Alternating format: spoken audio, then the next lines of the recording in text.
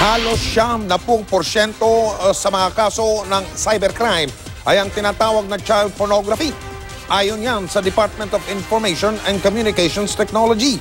Kaya ipinag-utos ng gobyerno na tuluyan ng harangin o i-block ang mga ikangay porn site.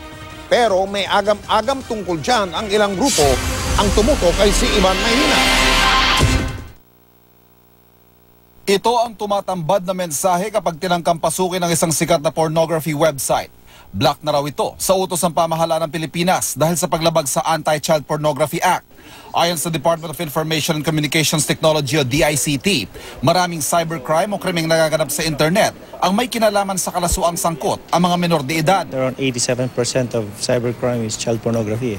That's why the government is really pushing na talagang masolve itong child pornography sa ating bansa. Maybe possible na may nakita yung ISP na mayroong child pornography content yung Pornhub. Sa ngayon ay 2 porn sites pa lang ang na-block ng gobyerno pero tuloy-tuloy daw ang monitoring ng mga Internet Service Provider o ISP para i-block ang lalabag sa child pornography sites. Paglilinaw ng gobyerno, hindi basta-basta pornography, kundi child pornography lang ang kanilang binablock. Kung wala namang child pornography na naka-host sa kanila, then hindi naman natin sigurong ibablock yan because the law clearly states that yung child pornography lang ating ibablock. Maraming mga pedophile, maraming yung mga people who subscribe to child pornography and it is a crime.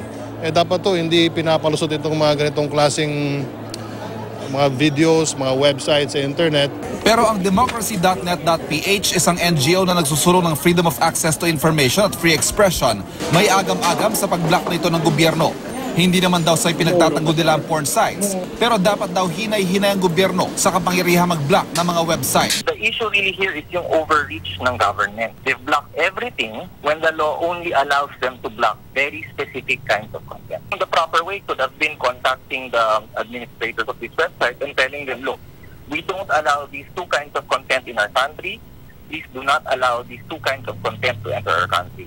Instead of yung blocking it wholesale. Nangyari ang pag-block na ito ilang araw matapos lumabas ang survey ng isang porn site kung saan lumabas na isa umano mga Pinoy sa may pinakamaraming oras sa ginugugol sa mga porn site. Mabagal ang internet ng Pilipinas, matagal mag-buffer, kaya matagal yung time spent.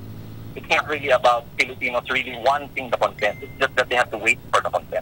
Ang dalawa sa pinakamalaking telecommunications companies at internet service provider sa bansa na PLDT, Smart at Globe, parehong nagsabing susunod sa utos ng National Telecommunications Commission o NTC at iba pang regulatory body sa bansa. Ivan Mayrina, nakatutok, 24 oras.